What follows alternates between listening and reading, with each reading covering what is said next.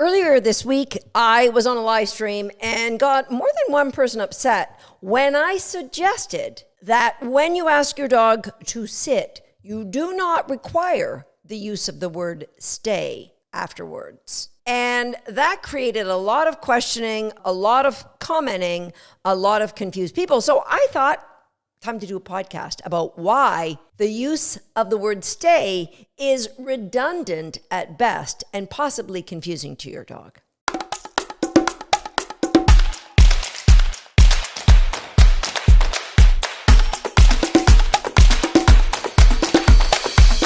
Hi, I'm Susan Garrett. Welcome to Shaped by Dog. Think about the words that we use with our dogs. We want them to be cues that have meaning for the dog.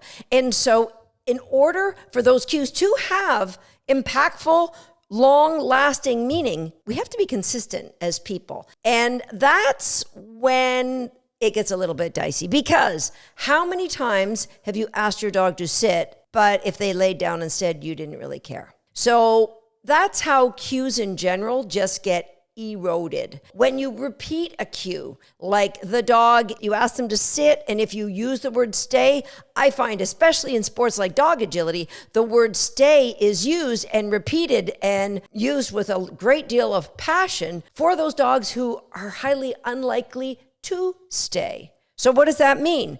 The meaning of the word stay, which is just an extension of what you want the dog to do, which is really sit, has been eroded. So the sit got eroded, so then we add the stay, and now the stay has got eroded. So what do I mean by this? Let's just talk about the word sit. When you ask your dog to sit, is there a time limit? Like, is it okay when you ask your dog to sit if they just touch their butt to the ground and then pop right back up again and start wagging their tail and say, "Where's my treat?" Probably not, right? You want your dog to sit, and maybe you're just going to give them a cookie. Maybe you're going to give them 2 cookies. So then does a sit become a stay? And if it's not automatically a stay, that means that they can leave anytime when you say sit if you don't say stay. Do you see how confusing this can be for a dog? We need things to be simple for dogs to understand. We need things to be consistent and clear. And so I teach the word sit, or the concept of sit, because sit in a small room, like say your living room, is very different than sit at the dog park.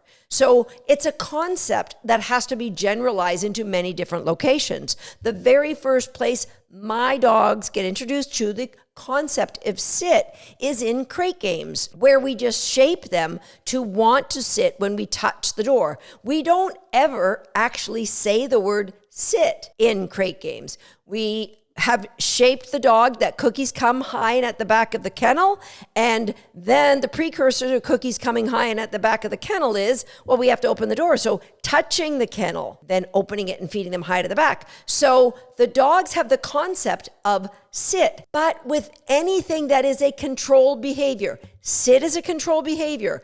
Down is a controlled behavior. Stand is a controlled behavior. Hup it up, meaning get on a dog bed, that's a control behavior.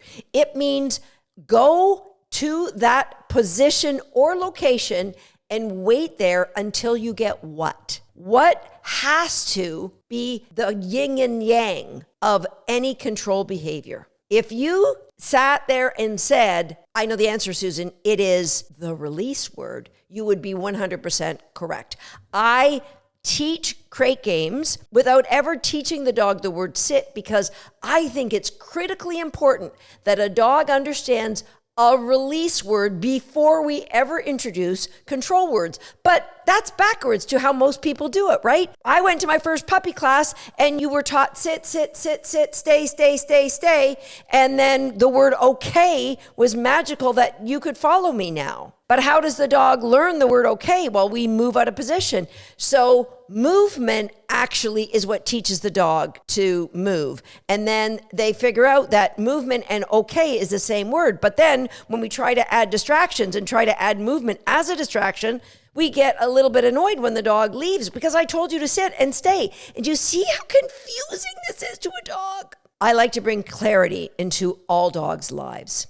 And so right from the beginning, from the first week I have a puppy, I start to introduce them to the concept of a release word. Now, if I have a very young puppy, generally my puppies are 10 weeks old or older when I get them, but if I had a 7-week-old puppy, I probably wouldn't do this, in the first couple of days. What I wouldn't do is I would never open the crate door and let the puppy fly out, because then we have to unlearn that. And so what I would do is I'd open the crate door and I would reach in for the first week or so if I had a really young puppy, because a 7 and an 8-week-old puppy, you know what? They could learn it. I've taught it to puppies that young, but let's grow their confidence and get some connection first before we start teaching them about criteria. I think anything that's a 3-syllable word shouldn't be taught to your puppy in the first week. That's just me. So when that puppy is ready, crate games is amazing. There's tons of value for being in a crate. There's tons of value for holding a sit position.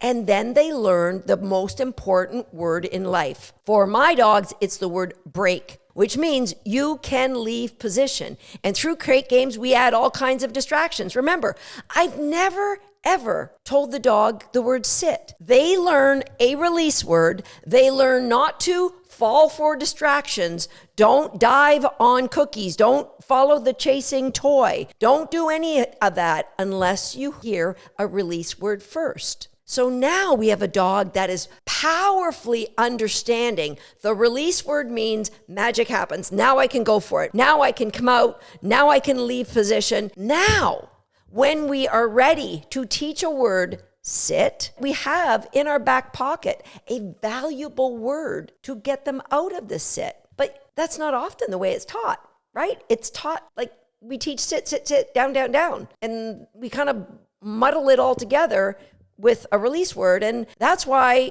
a lot of people say you need the word stay so the dog knows when they can't move. I think for my dogs, the word sit means hold position until I either give you a new cue. So from the sit, I might say down. I might move across the room and I might say stand. From the sit, I might give them the cue, bring me.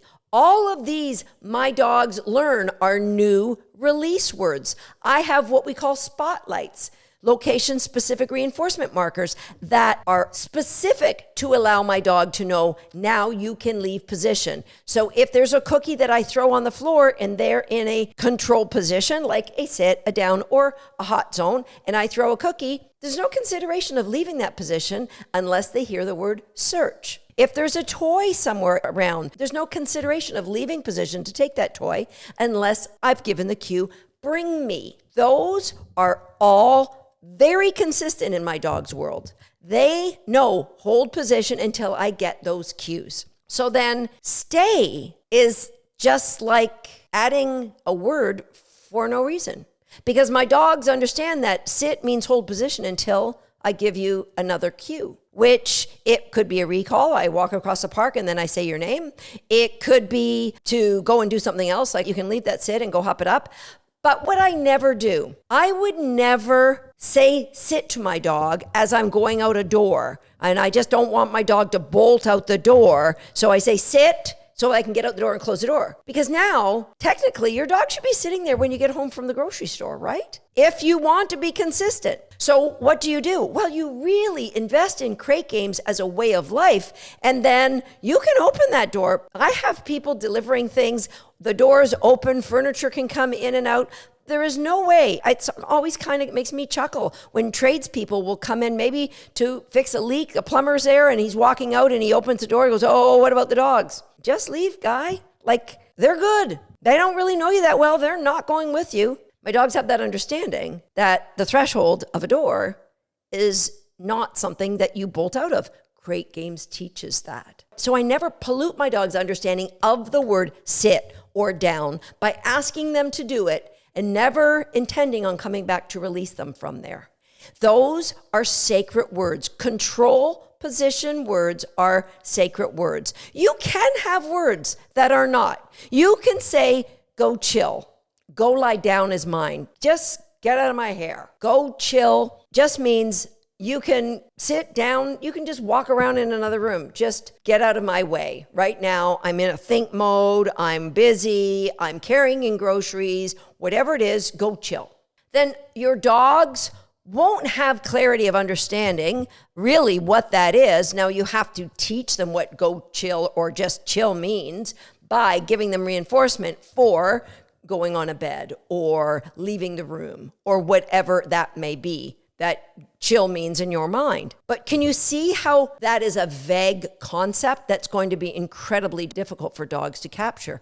But they do capture it. They do capture it over time. So I could say, go chill without ruining down, sit, stand, hup it up. And so now, what do you do if you have two dogs? I want to work with two dogs, but if I say break, then they both are going to come off. Now, there's two things you can do. I have had a student who had a different release word for each of his dogs. That's not my deal.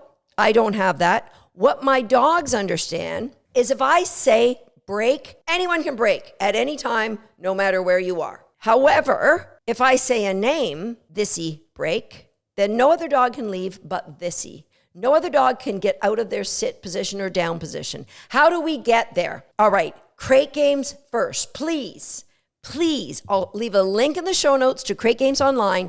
Teach your dogs crate games. There's so many valuable lessons, but so much valuable clarity that will come to you and your dog by playing crate games. So we have this brilliantly understood release word. Now, you can go to Hot Zone. So if you go to my YouTube video where I talk about how to teach a target of a mat that can grow into a raised dog bed or a bed with sides, I do not like putting the responsibility on a dog to stay on something like a towel or a bath mat. You could get it, but it's a lot more difficult for the dog to grasp that concept. A raised dog bed or a bed with a bumper around it that creates a boundary, it's a higher response cost to lift my paw off of that dog bed. I have to go up and over that bumper and onto the floor, or I have to step from the raised dog bed onto the floor. It's so much easier to create the clarity of what is correct. One paw on the floor is not correct. Only 4 paws in the bed or on the raised bed are correct. All right, so we've got our dogs, our 2 dogs. We've trained them individually. We've trained them how to excel at Hot Zone. We've trained them how to excel at crate games so that when I say my release word, my dog will release. I'm going to give you a little side note. I haven't thought through the fallout of not doing this. When I ask my dogs to go in a Hot Zone, especially in a training environment, the vast majority of the time, I want to say it's 90% or more, if I'm going to release them to train with me, I will walk myself over to the bed and touch them before I release them. Why do I do that? I do that because I want that dog who's not being worked at that time to not be on the edge of their toes thinking, this could be my time to work. She's going to call me across the room because that's what she does. She calls me across the room. And I saw when I used to do that, call one dog and release the other from a distance, that the one that was waiting their turn could not relax. Now, I'm not saying I never do it, but most of the time I will walk over, touch the other dog, and then release them, usually to a tug toy. All right, let's get back to how are we going to train your dogs? You've got 2 dogs. First thing we're going to do is you're going to train one dog. They understand the word break. Now you're going to just say their name. They're going to be on the Hot Zone. You're going to say their name. Let's say their name is Thissy. So you're going to take Thissy. She's going to be on her Hot Zone. You're going to say Thissy and give her a cookie. Thissy, give her a cookie. Thissy, give her a cookie. So she's not left the Hot Zone. You've just said her name and fed her. Now you're going to say Thissy, and then say the word break. She should get off, and you, my friend, should not move. If you have to move, that means you need to go back to crate games and get that great release without your movement. Now you're going to do that with the other dog so that you have 2 dogs that know Thissy could mean I'm just going to come and feed you, but Thissy break means you can come off the Hot Zone. You could do this with a dog in a sit. I do because of the front door.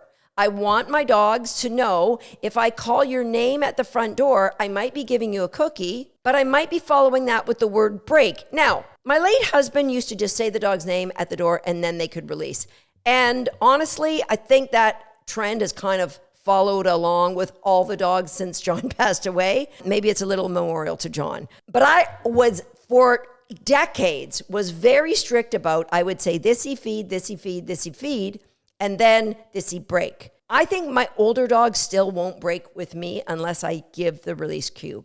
So just by saying their name, they won't go. But I digress. So we have our dogs on the hot zone, the goal being that one dog doesn't release when they hear you say break. So when you are going to introduce them, this is what you're going to do. You are going to say the name of the dog you're going to release, thisy. The moment you do, you're going to feed the other dog as you release the first one. So I'm going to release thisy. I will say thisy. As I'm saying the word break, before I say the word break, I'm going to feed the dog who's not moving. You could also proof your dog by saying thisy break. If the dog's name's Prophet, he shouldn't be breaking. You could proof in crate games, thisy break. That's not a release word. Prophet break is the release word. Okay, so you want to build up the dog's confidence before you put it in a test where there's two dogs sitting on a hot zone. And the first time I do it, I have the dogs on separate hot zones, right? So they're near each other so I can feed the first one, but I might be near the first one, closer to the first one, release the second, give the second one a low value cookie when they release. So I might say thisy break. She comes off the hot zone. She gets a low value cookie. The high value cookie goes to the dog that's still on. Then you can reverse. Go over to thisy, say Prophet break, Prophet gets a lower value cookie, and thisy gets the higher value for staying on the hot zone. Whenever I'm working two dogs, the dog on the hot zone will always get some reinforcement. I want them to know, yes, you will get a turn. Right now, it's not your turn, so you can just chill and relax. As I've mentioned in previous podcast episodes, the word stay, it goes back to old time dog training where it was kind of an intimidating pretend, I want you to stay, and you said it with a crisp hand to the face of the dog, you stay. Today, modern day dog training, we know it's unnecessary.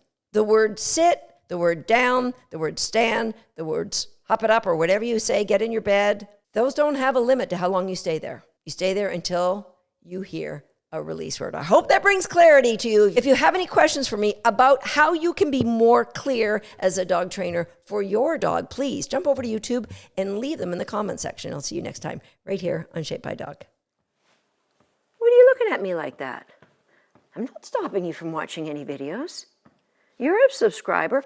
Are you a subscriber? If you're not a subscriber, hit the subscribe button now and be sure to turn on that notification bell so you don't miss a single awesome video from us. Right? They should, shouldn't they? I know, because you're subscribed. They should too.